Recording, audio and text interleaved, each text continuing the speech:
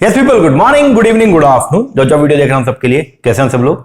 I hope so आप सब लोग जो बहुत बढ़िया रहे होंगे और अपनी तैयारी के ऊपर लगे हुए होंगे। और मैं बता दूं मैं भी बहुत बढ़िया हूं। गाइस, आज के इस क्लास के अंदर हम लोग जो है वो क्या करने वाले हैं, जैसे कि आप जानते हैं कि हम लोग अभी जो है वो एमसीक्यू सीरीज जो है वो कर रहे थे। ओके, और उसी एमसीक्यू सीरीज के अंदर हम लोग 5 वीडियो जो है वो कर चुके हैं। ओके, अब आज हम लोग जो है वो क्या करेंगे, आज के इस क्लास के अंदर हम लोग जो है जो आपको मैंने फाइल शेयर किया हुआ है अपनी एप्लीकेशन के ऊपर, जो थर्ड फाइल है that is for the principle of management. Okay, जिसके टोटल मिला के इस थर्ड फाइल के अंदर टोटल 569 क्वेश्चन थे। तो उसमें से 75 क्वेश्चन हम ऑलरेडी कर चुके हैं और आज की इस वीडियो के अंदर उसको आगे कैरी ऑन करेंगे। ठीक है ना।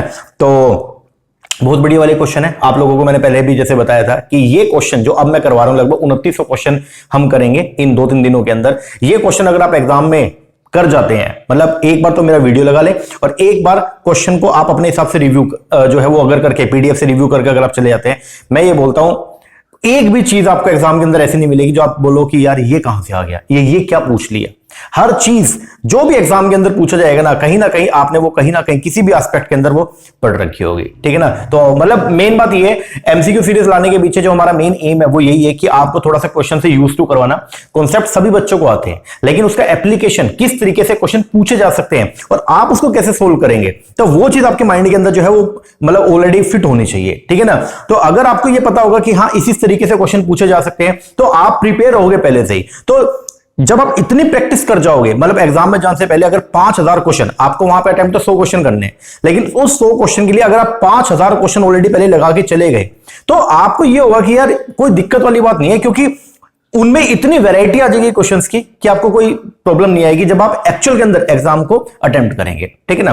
तो उसी के लिए हम लोगों ने अभी एमसीक्यू सीरीज वो भी स्टार्ट की है। ओके, अगर कोई बच्चा जिसने हमसे कोर्स नहीं लिया था, अगर वो ओनली एमसीक्यूज अगर करना चाहता है तो उसके लिए सेपरेट कोर्स जो है वो हमने बना दिया है। और आज 27 सितंबर है, तो आज शाम को ये कोर्स है वो हम लाइव कर देंगे ओनली एमसीक्यूज का, बहुत ही नॉमिनल प्राइस के ऊपर जो है आपको हमारी एप्लीकेशन है मोहित शर्मा क्लासेस के नेम से।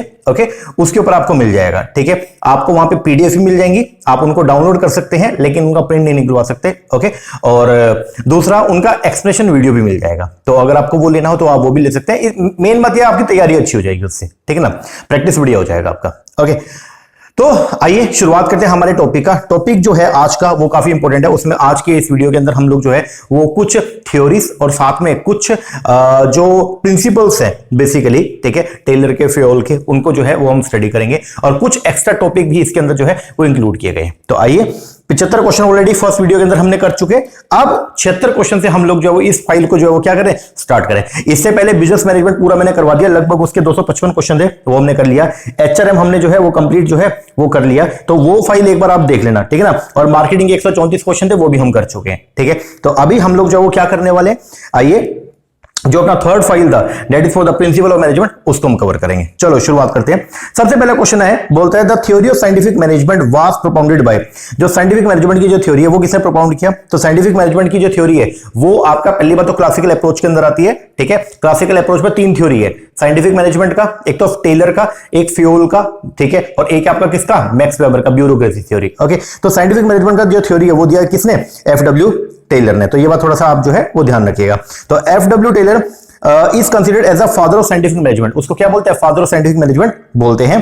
वो रेजिडेंट थे कहां के, अमेरिका के, एंड इंजीनियर थे by profession. He had his journey from being a normal employ to the company to the its chief engineer. उन्होंने एम्फेसाइज किया साइंटिफिक मेथड पे, उन्होंने काम करने के बहुत सारे साइंटिफिक मेथड जो है उनकी तलाश करी और उनमें से जो बेस्ट मेथड है उसको वो अपने एक्चुअल के अंदर लाइन के अंदर लेकर आए। Line of authority from top management to the lowest rank in the scalar chain. आगे बढ़ते हैं। In Taylor functional organisation gang boss जो है वो कौन होता है, तो टेलर का जो फंक्शनल ऑर्गेनाइजेशन है, ठीक है, उसके अंदर टोटल मिला के जो है फंक्शनल ऑर्गेनाइजेशन के अंदर एक एम्प्लॉय जो होता है ना उसके 8 जो सुपीरियर आपको देखने को मिलेंगे। ठीक है ना। तो एक है प्लानिंग वाले और एक है जो एक्चुअल ऑपरेटिव वाले। ठीक है, तो उसके अंदर टेलर का जो फंक्शनल ऑर्गेनाइजेशन है उसके अंदर जो गैंग बॉस होता है, तो गैंग बॉस का मेन काम जो है वो क्या होता है, ये टूल्स एंड मशीन को सेटअप करने का काम करता है। तो गैंग बॉस सेटअप करता है किसको, टूल्स एंड मशीन को। तो टेलर का जो फंक्शनल ऑर्गेनाइजेशन है, गैंग बॉस सेटअप करता है किसको, tools and machine, ready for working to perform their job. The work of the inspector, inspector का जो काम रहेगा वो क्या रहेगा, क्वालिटी ऑफ वर्क को चेक करना। ठीक है, इंस्ट्रक्शन कार्ड क्लर्क का जो काम रहेगा वो क्या होता है, इंस्ट्रक्शंस को इशू करना। And order and the work of time and cost clerk जो है वो क्या रहेगा, डिटरमाइन करना किसको, कॉस्ट को। आगे बढ़ते हैं नेक्स्ट क्वेश्चन। जेड थ्योरी जो है मोटिवेशन का वो किसने प्रोपाउंड किया? देखो जो जेड थ्योरी है वो लूथर उर्विक और विलियम आउची ने जो है वो प्रोपाउंड किया था। जेड थ्योरी जो है वो किसने दिया? लूथर उर्विक एंड विलियम आउची ने, ठीक है। ये जो थ्योरी ऑफ मोटिवेशन है ये इस थ्योरी के अंदर जो लूथर थे वो उन्होंने, या जो विलियम आउची थे उन्होंने ये माना कि अगर एक एम्प्लॉय जो है वो ऑर्गेनाइजेशन के अंदर जो एम्प्लॉय काम कर रहा है, अगर उसके अंदर ट्रस्ट बिल्डअप हो जाएगा, ओपननेस होगी और इंटीमेसी बढ़ेगी वर्क एनवायरनमेंट को लेकर के, तो वो अपने आप ही काम करने के लिए क्या रहेगा? मोटिवेटेड रहेगा, ठीक है। तो जेड थ्योरी ऑफ मोटिवेशन जो है पहली बात तो प्रोपाउंड किसने किया? एलएफ उर्विक ने, ठीक है। बेसिस जो था जेड थ्योरी का वो क्या था? Is the reliance on the belief that productivity is link. Z theory ये मानती है कि एक एम्प्लॉय की जो प्रोडक्टिविटी है वो डायरेक्टली लिंक होती है किससे? टू ट्रस्ट, ओपननेस, सबली and intimacy in the work environment, ठीक है ना। तो ये थोड़ा सा ध्यान रखना। इसके बाद है जी आपका who is known as the father of scientific management. किसको बोलते हैं फादर ऑफ साइंटिफिक मैनेजमेंट? ये बोलते हैं हम किसको? एफडब्ल्यू टेलर को। आगे, which of the following statement is और correct about the scalar chain principle as given by Fayol. Fayol ने अपने 14 प्रिंसिपल दिए थे जिनको प्रिंसिपल ऑफ मैनेजमेंट बोलते हैं, ओके। और उनमें से एक प्रिंसिपल था स्केलर चेन, जो बेसिकली ये बोलता है कि जब कभी भी आपको अगर किसी भी एम्प्लॉय के साथ या एक सबऑर्डिनेट को अपने सुपीरियर के साथ अगर क्या करनी है, कोई कम्युनिकेशन करनी है, तो वो एक सीधी रेखा के अंदर होगी, ठीक है।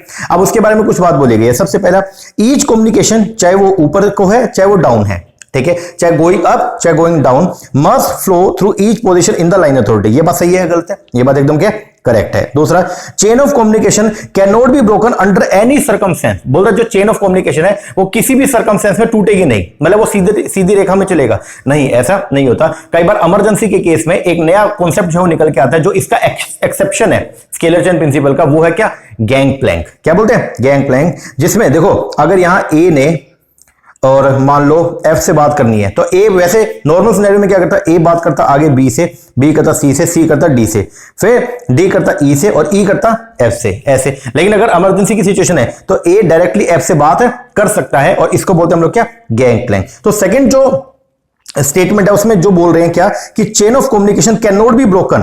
बोलते चेन ऑफ कम्युनिकेशन किसी भी सर्कमस्टेंस में नहीं टूटेगा। ऐसा होता है क्या? नहीं, वो टूट सकता है अगर इमरजेंसी की सिचुएशन हो तो ये बात क्या करेक्ट है। तो आंसर जो बनेगा वो क्या बनेगा? ए। ओनली फर्स्ट स्टेटमेंट जो है वो क्या करेक्ट है। आगे, द प्रिंसिपल जो है यूनिटी ऑफ कमांड का वो क्या बोलता है? यूनिटी ऑफ कमांड का जो प्रिंसिपल है वो ये बोलता है कि एक जो सबऑर्डिनेट है, ठीक है, तो उसको कमांड जो है वो ओनली एक ही सुपीरियर से मिलनी चाहिए। A subordinate should get command from his immediate line superior only, ठीक है जी। आगे, स्केलर चेन प्रिंसिपल जो है ऑर्गेनाइजेशन के अंदर वो क्या बोलता है? तो जो स्केलर चेन प्रिंसिपल है वो बोलता है कि जो लाइन अथॉरिटी है वो पूरी तरह से क्या होनी चाहिए? क्लियर होनी चाहिए। आपको पता होना चाहिए कि आपने जो है वो किसको रिपोर्ट करना है, ठीक है ना। तो स्केलर चेन प्रिंसिपल जो ऑर्गेनाइजेशन के अंदर, it implicitly lay down the line authority, it must be clearly defined, ठीक है जी। तो ये थोड़ा ध्यान रखना। स्केलर चेन प्रिंसिपल या हियरार्किकल चेन जिसको बोलते हैं, this refer to the arrangement of the contact between the highest officer bearer to the lowest official. According to Fayol, the office bearer जो होते हैं ना of the institution are organized in form of a straight line from top to bottom and no officer should violate his power category. आगे, theory of the scientific management किसने दिया?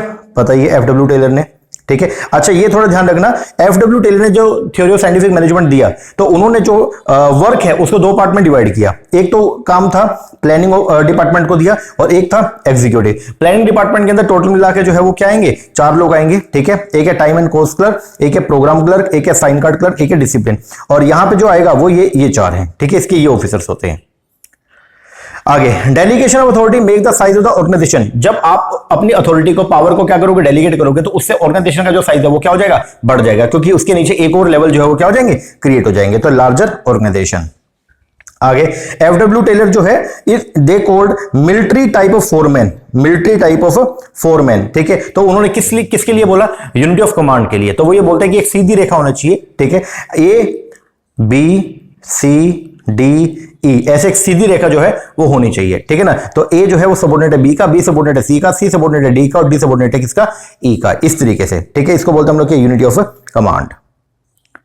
आगे, Who among the following is not related to the planning function given by Taylor? इनमें से कौन सा planning function जो Taylor ने जो बेसिकली प्लानिंग फंक्शन देता है उससे रिलेटेड नहीं है? तो रूट क्लर्क इसका पार्ट होता है, time and cost clerk part है, डिसिप्लिनरी इसका पार्ट है, लेकिन इंस्पेक्टर इसका पार्ट नहीं है। तो ये थोड़ा सा आप ध्यान रखना, ठीक है ना। आगे प्रिंसिपल ऑफ ऑर्डर, ऑर्डर का जो प्रिंसिपल है, जो बेसिकली आपका प्रिंसिपल ऑफ मैनेजमेंट जो दिए थे अपने फ्योल ने, तो उसमें एक प्रिंसिपल था ऑर्डर का, जो वो क्या बोलता है कि हर चीज अपनी जगह पे होनी चाहिए, ठीक है, और राइट पर्सन को राइट जगह पे आप लोग क्या करेंगे, प्लेस करेंगे। तो प्रिंसिपल ऑफ ऑर्डर जो क्या बोलता है, a place for everything and everything needs a place, हर चीज के लिए एक जगह होनी चाहिए और हर चीज अपनी जगह पर होनी चाहिए। ए प्लेस फॉर एवरीथिंग, और हर चीज जो है वो कौन सी अपनी जगह पे होनी चाहिए। आगे हेनरी फ्योल ने डिवाइड किया एडमिनिस्ट्रेटिव एक्टिविटी को कितने पार्ट में, 6 पार्ट्स के अंदर, कितने, 6 पार्ट में। कौन कौन से, technical, commercial, financial, productive, accounting and managerial.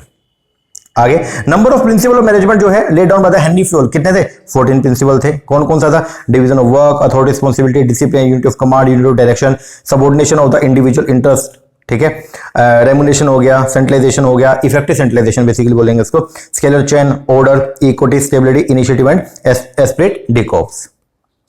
आगे as per the principle of management suggested by the Fayol, what does the principle of esprit de corps means. Esprit de corps का मतलब जो है वो क्या होता है कि हम जो है वो क्या करेंगे, एम्प्लॉइज के अंदर टीम भावना जो है वो क्या करेंगे, जागृत करेंगे, ताकि सभी लोग मिल करके जो है वो कोऑर्डिनेशन के अंदर काम कर पाए। तो आंसर क्या, टीम वर्क।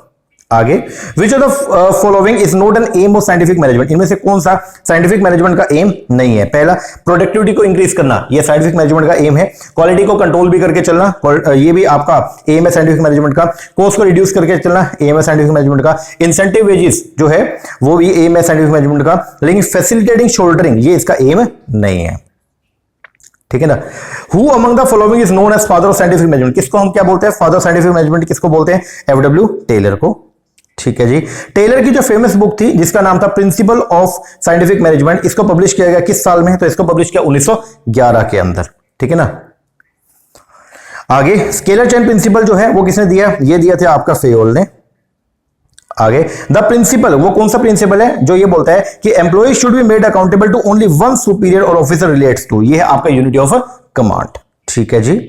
प्रिंसिपल जो फोकस था management by exception, it revolve around, जो मैनेजमेंट बाय एक्सेप्शन है वो किसके अराउंड घूमते रहता है। मैनेजमेंट बाय एक्सेप्शन, पहली बात तो ये बोलता क्या है, मैनेजमेंट बाय एक्सेप्शन जो था वो ये बोलता है कि जो मैनेजर्स हैं उनको रूटीन एक्टिविटी में अपना टाइम वेस्ट नहीं करना चाहिए, बल्कि उनको जो है जहां पे प्रॉब्लम है वहां पे अपना फोकस करना चाहिए। इसका मतलब जहां पे रिजल्ट जो है वो क्या करें, डेविएट कर रहे हैं, जो स्टैंडर्ड आपने सेट किया था और रिजल्ट अगर उससे क्या करें, डेविएट कर रहा है ज्यादा, तो वहां पे उस एक्टिविटी पे आपको अपना ध्यान लगाना चाहिए। तो ये रिलेटेड है किससे, कंट्रोलिंग से, क्योंकि कंट्रोलिंग में ही आप क्या करते हो, एक्चुअल वर्क को जो है वो कंपेयर करते हो किससे, स्टैंडर्ड वर्क से। तो बोलते हैं प्राइमरी फोकस जो है मैनेजमेंट बाय एक्सेप्शन का वो घूमता है किसके अराउंड, कंट्रोलिंग के अराउंड, ठीक है। और ये मैनेजमेंट बाय एक्सेप्शन जो है वो क्या बोलता है, manager can not pay attention to every subject, जो मैनेजर है उनको हर सब्जेक्ट पे अटेंशन नहीं देनी चाहिए, बल्कि जो इंपॉर्टेंट चीज है सिर्फ उन्हीं के ऊपर उसको फोकस करना चाहिए।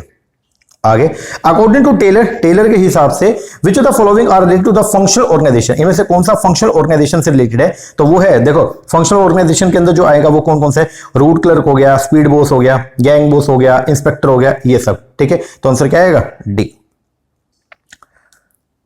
आगे हेनरी फ्योल ने प्रोपाउंड किया प्रिंसिपल मैनेजमेंट, कितने टोटल मिला के 14। आगे शॉप मैनेजमेंट जो बुक छापी थी 1903 के अंदर, ये किसने लिखा, ये लिखा एफडब्ल्यू टेलर ने। आगे Kirkpatrick 4 level evaluation model जो है उसके अंदर क्या क्या आएगा, तो किर्क पैट्रिक का जो 4 लेवल इवैल्यूएशन मॉडल है इसके अंदर जो है वो इट इंक्लूड द फॉलोइंग, इसके अंदर क्या क्या आएगा, इसके अंदर बेसिकली जो है देखो इसमें रिएक्शन, सबसे पहले लेवल पे जो है रिएक्शन, फिर जब रिएक्शन होगा तो फिर हम सीखेंगे लर्निंग, फिर लर्निंग करके हम अपने बिहेवियर में चेंज लाएंगे, और फिर बिहेवियर में चेंज लाने के बाद उसको क्या होगा, ऑर्गेनाइजेशन की परफॉर्मेंस जो है वो क्या होगी, इंक्रीज होगी। तो इनमें से जो इसके बेसिकली जो 4 लेवल इवैल्यूएशन है, ठीक है, तो इसके अंदर कौन सा एलिमेंट आता है, तो वो है जी आपका लर्निंग। आगे विच concept is not associated with scientific management, इनमें से कौन सा कॉन्सेप्ट है जो साइंटिफिक मैनेजमेंट से जुड़ा हुआ नहीं है, मेंटल रेवोल्यूशन है, टाइम एंड मोशन स्टडी है, मेथड स्टडी है, लेकिन यूनिट ऑफ कमांड इससे रिलेटेड नहीं है। विच of the following pair is correctly match, इनमें से कौन सा पेयर करेक्टली मैच करता है, एफडब्ल्यू टेलर जो है वो ह्यूमन रिलेशन अप्रोच उसने दिया था, नहीं साइंटिफिक मैनेजमेंट अप्रोच दिया था। हेनरी फ्योल ये बोलते हैं कि यूनिवर्सलिटी होता है मैनेजमेंट, यस ये बात एकदम क्या करेक्ट है। एल्टन मायो का जो अप्रोच है वो था ह्यूमन रिलेशन अप्रोच, और मार्क पार्कर फोलेट का जो अप्रोच था वो था कौन सा, साइकोलॉजिकल अप्रोच। आगे who was the father of the modern management theory, modern management theory के जो फादर है उसको किसको बोला जाता है, पीटर एफ ड्रकर को, तो थोड़ा याद रखना, ठीक है। इन्होंने एमबीओ और ये सब जो है वो कॉन्सेप्ट दिए थे। आगे अकॉर्डिंग टू थियो हेमन, याद करके जाना पड़ेगा, कॉन्सेप्ट ऑफ मैनेजमेंट जो है वो कितने हैं, तो थियो हेमन के हिसाब से जो मैनेजमेंट के कॉन्सेप्ट है वो टोटल मिला के कितने हैं, 3, और 3 कौन कौन से, वो ये मानते हैं मैनेजमेंट एक प्रोसेस के तौर पे, मैनेजमेंट एक डिसिप्लिन के तौर पे, और मैनेजमेंट एक नाउन के तौर पे। आगे साइंटिफिक मैनेजमेंट थ्योरी किसने दिया, एफडब्ल्यू टेलर ने। आगे थ्योरी ऑफ ब्यूरोक्रेसी किसने दिया, मैक्स वेबर ने। किसने, मैक्स वेबर। और ये थोड़ा सा ध्यान रखना, जो थ्योरी ऑफ ब्यूरोक्रेसी है उसके अंदर जो मेन फोकस है वो क्या है, formal rule and regulation, strict rule and regulation जो है वो होने चाहिए, ये थोड़ा सा ध्यान रखना, ठीक है ना। तो bureaucracy should have formal rules and regulation. Bureaucracy बोलता है कि डिवीजन होना चाहिए लेबर का, ठीक है। अथॉरिटी हियरार्की जो है पहले से क्या होनी चाहिए, एस्टेब्लिश होनी चाहिए, फॉर्मल सेक्शन होना चाहिए, इम्पर्सनैलिटी होगा, एंड करियर ओरिएंटेशन के ऊपर जो है वो क्या रहेगा, अपना फोकस रहेगा। आगे फादर ऑफ ब्रेनस्टॉर्मिंग, जो फादर ऑफ ब्रेनस्टॉर्मिंग है वो किसको बोलते हैं, एलेक्स ओसबोर्न को, बी, ठीक है। तो वो ब्रेनस्टॉर्मिंग जो के फादर जो है वो किसको बोलते हैं, Alex F Osborne. The actual term जो है वो है थिंकअप, जिसका मतलब है कि एक ग्रुप स्पॉन्टेनियसली जो है कंसीडर करेगा all the idea board bye its member about their solution. तो इसको बोलते हैं ब्रेनस्टॉर्मिंग। कोई एक मतलब एक ग्रुप है जिसके अंदर मान लो 6 लोग हैं, उन 6 लोगों के सामने हम एक प्रॉब्लम जो है रखेंगे और उनको बोलेंगे कि हर एक पर्सन को बोलेंगे कि आप बताओ इसका पॉसिबल जो सोल्यूशन है वो क्या होगा। फिर सभी के सभी 6 लोग जो है इसका पॉसिबल सोल्यूशन ढूंढने का प्रयास करते हैं। इसी को बोलते हैं हम लोग क्या, ब्रेनस्टॉर्मिंग टेक्निक। और उनमें से जो बेस्ट होगा उसको हम क्या करते हैं, ऑप्ट करते हैं। आगे मोस्ट इंपोर्टेंट जो सोर्स ऑफ वेज डिफरेंशियल है वो क्या है, मतलब वेजेस में जो डिफरेंस रहेगा, एक पर्सन को 100 रुपए पर घंटा मिला और एक पर्सन को 200 रुपए पर घंटा मिले, वो किस पर डिपेंड करता है, वो डिपेंड करता है आपके स्किल के ऊपर। Area of establish objective under the MBO वो क्या है, मतलब जब आप मैनेजमेंट बाय ऑब्जेक्टिव के अंदर क्या करते हो, आप ऑब्जेक्टिव सेट करते हो तो किन किन बातों का ध्यान रखेंगे, तो वहां पे हम लोग जो है वो ध्यान रखते हैं किसका, मार्केट स्टैंडिंग, ठीक है, इनोवेशन हो गया, पब्लिक अकाउंटेबिलिटी, प्रोडक्टिविटी एक्सेट्रा। तो एमबीओ जो है वो क्या, मैनेजमेंट बाय ऑब्जेक्टिव, इसको मैनेजमेंट बाय रिजल्ट भी बोला जाता है। इसमें जो है हम क्या करेंगे, मैनेजमेंट बाय ऑब्जेक्टिव में जो हम अपनी ऑर्गेनाइजेशन के जो ऑब्जेक्टिव सेट करेंगे ना, तो वो कैसे सेट करेंगे, एम्प्लॉइज के ऑब्जेक्टिव को भी ध्यान में रखें, ताकि वो दोनों एक दूसरे से अलाइन हो जाए और उनमें इनकंसिस्टेंसी ना रहे, ताकि एम्प्लॉई जो काम करे तो उसको लगे कि हाँ मेरे ऑब्जेक्टिव पूरे हो रहे हैं, और जब एम्प्लॉई के ऑब्जेक्टिव पूरे होंगे मीनवाइल आपके ऑर्गेनाइजेशन के ऑब्जेक्टिव भी सेट आपके कंप्लीट हो जाने चाहिए, ठीक है। तो एरिया जो है जिसमें हम एस्टेब्लिश करते हैं ऑब्जेक्टिव अंडर द एमबीओ वो क्या है, marketing, innovation, profit requirement, social responsibility, physical resource, financial resource, human resource and productivity. ये लर्न करके जाना पड़ेगा, इसको लर्न जरूर कर लेना एक बार। आगे the span of management at the upper level is generally narrow. जो स्पैन ऑफ मैनेजमेंट है मतलब आपके अंडर कितने एम्प्लॉइज को, आपके अंडर कितने सबऑर्डिनेट को आप इफेक्टिवली हैंडल कर सकते हो, उनको मैनेज कर सकते हो, उनको सुपरवाइज कर सकते हो, इसको बोलते हैं स्पैन ऑफ कंट्रोल। ओके, तो span of management, sorry, span of management जो है अपर लेवल पे हमेशा क्या रहता है, नैरो।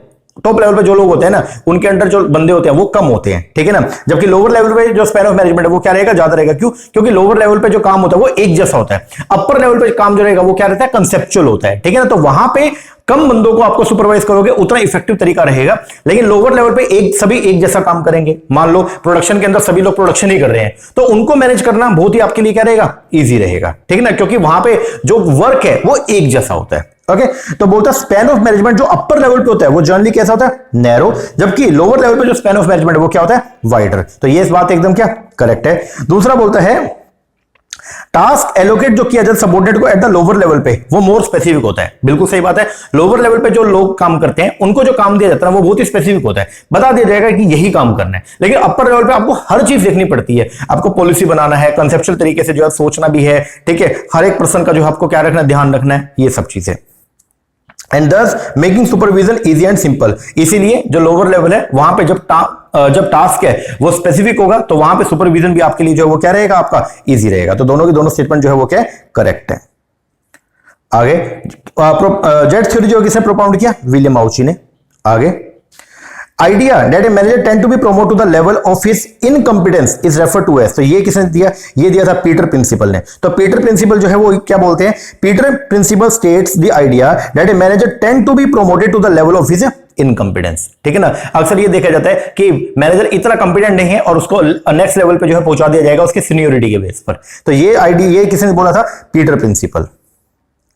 आगे बोलता है मैनेजरियल ग्रेड जो ब्लैक एंड मोटेन ने दिया था, ठीक है, इसमें मैनेजर एक ऐसा मैनेजर जिसका प्रोडक्शन पे ज्यादा फोकस नहीं है बल्कि लोगों का वो ध्यान ज्यादा रखता है, ठीक है। तो ये किस तरीके का मैनेजर है, तो ये है जी आपका क्या 1.9 मैनेजमेंट। इसको बोलते हैं 1.9। और अगर मान लो कोई ऐसा मैनेजर है जिसका मेन कंसर्न प्रोडक्शन को लेकर के और वो ह्यूमन रिसोर्स के ऊपर ज्यादा फोकस नहीं करता, वो है 9.1 मैनेजमेंट। ये थोड़ा सा ध्यान रखना। आगे, which of the following is not a principle of management according to Henri Fayol. इनमें से कौन सा हेनरी फ्योल का जो है वो प्रिंसिपल नहीं है? Subordinate of the individual interest of the organisation, ये है।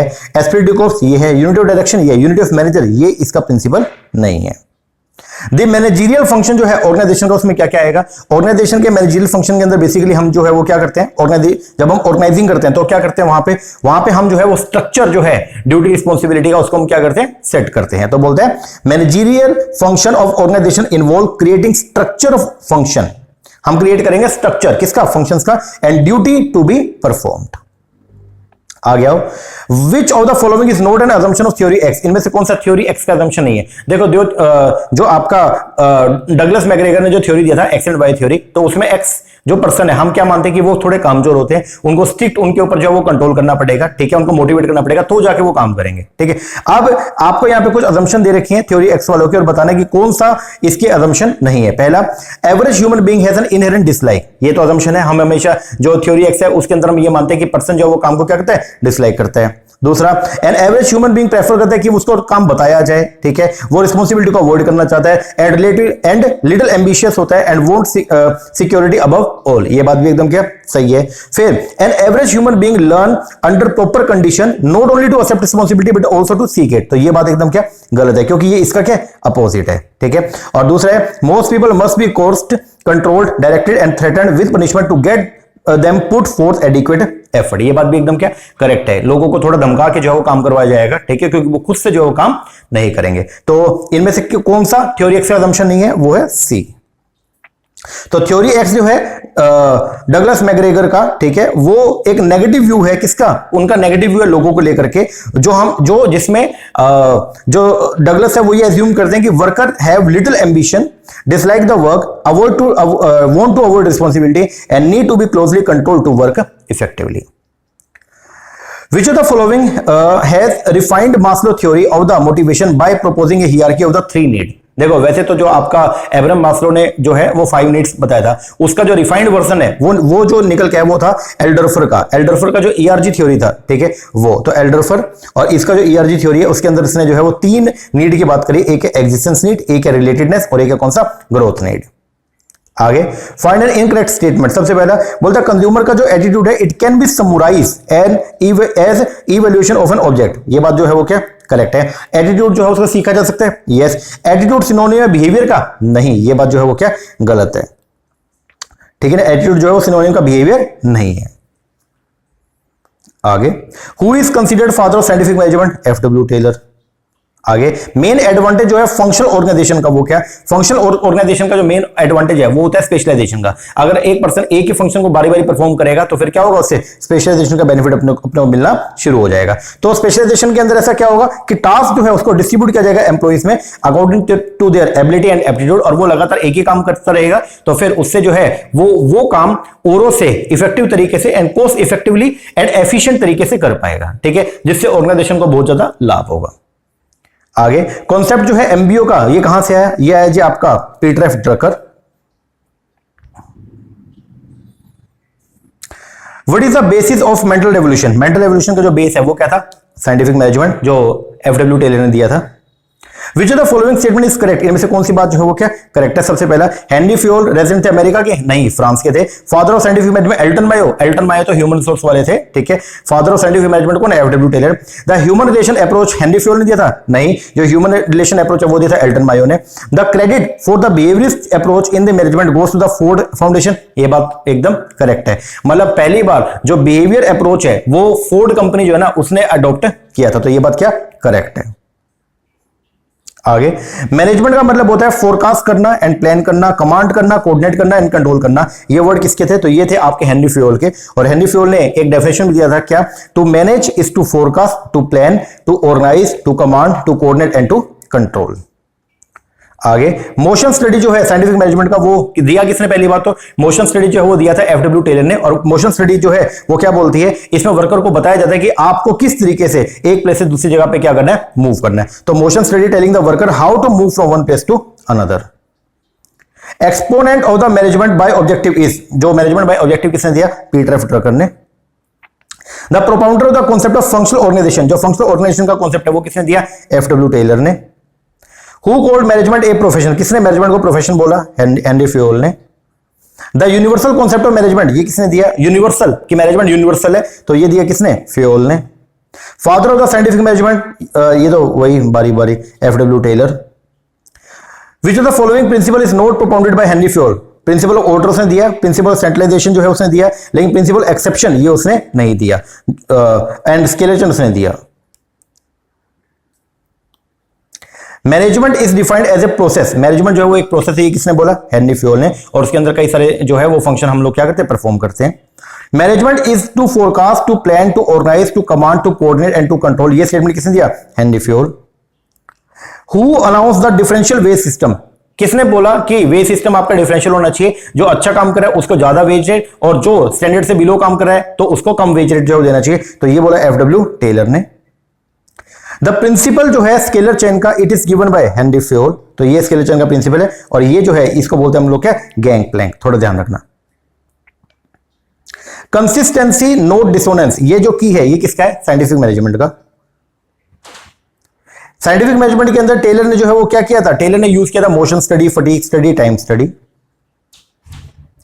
Who propose the separation of planning from work, किसने बोला कि प्लानिंग का काम और एक्चुअल एग्जीक्यूशन का काम जो है वो अलग अलग होना चाहिए, ये बोला एफ डब्ल्यू टेलर ने। तभी तो उसने चार लोगों को अलग कर दिया था। कॉन्सेप्ट जो है फंक्शनल ऑर्गेनाइजेशन का, ये किसने दिया? फंक्शनल ऑर्गेनाइजेशन, ये दिया आपके F W Taylor. Among the following the only theory which is not propounded by Fayol, वो कौन सा है?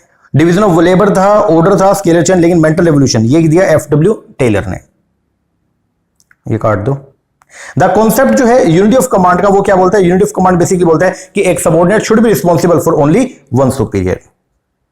The principle unity of command जो है वो क्या इंप्लाई करता है कि इंस्ट्रक्शन जो है अपने को वन लाइन अथॉरिटी से ही मिलनी चाहिए। ये एक लाइन है, ठीक है, ये है ए, फिर बी, फिर सी, फिर डी, फिर ई। तो ई को जो कमांड है वो डी से ही मिलनी चाहिए, डी को कमांड सी से, और सी को कमांड बी से, और बी को कमांड ए से। The principle unity of command जो है वो क्या बोलता है कि a subordinate should get command from the immediate line supervisor. Immediate line का मतलब जो है वो क्या होता है? ये जैसे ये है, ये एक स्ट्रेट लाइन है, ठीक है, इसमें ई का जो इमीडिएट सुपरवाइजर है वो कौन है? डी। वैसे तो सी भी है, बी भी है, ए भी है, लेकिन जो इमीडिएट सुपरवाइजर है वो कौन है? डी। तो ई को कमांड जो है वो ओनली कहां से मिलनी चाहिए? डी से। हेनरी फ्योल, उसको हम क्या बोलते हैं? Henri Fayol is known for principle of management दिया इन्होंने, ये काट दो। Management is today consider as a process, management को हम क्या मानते हैं? प्रोसेस मानते हैं। और ये प्रोसेस है किस चीज का? इसमें हम लोग जो है वो औरों से काम करवाएंगे, उनके साथ मिलकर के काम भी करेंगे। तो management is today considered as a process of working together and work done through others, ये काट दो।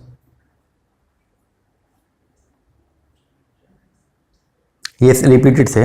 विच of the following was a main contribution of Henri Fayol, Henri Fayol का जो मेन कंट्रीब्यूशन था वो क्या था? वो था universality of management. Which of the following is not A part of the modern management theory, इनमें से कौन सा मॉडर्न मैनेजमेंट थ्योरी का पार्ट नहीं है? क्वांटिटेटिव अप्रोच मॉडर्न मैनेजमेंट है, जो हमने क्लासिकल, नियो क्लासिकल और फिर सारे मॉडर्न अप्रोच आगे थी, ठीक है। तो सिस्टम अप्रोच मॉडर्न मैनेजमेंट है, कंटीन्यूअसी मॉडर्न मैनेजमेंट है, लेकिन जो साइंटिफिक मैनेजमेंट है ये क्या है? क्लासिकल। ये क्या है? क्लासिकल।